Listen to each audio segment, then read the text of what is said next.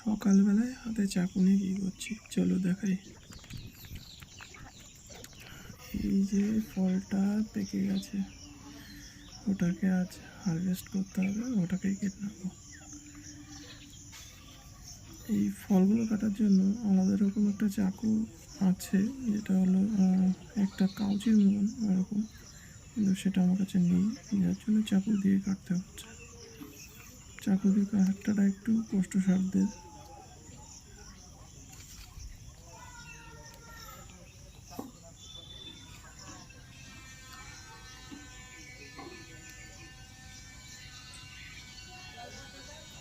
চাকু দিয়ে কাটতে চাইছে না, আমি একটু চেষ্টা করে ভালোভাবে দেখি কাটা যায় কিনা। গোল গোল করে মোড়ালেও ছিঁড়ে যায়, কিন্তু আমি চাইছি একটু চাকু দিয়ে কাটতে।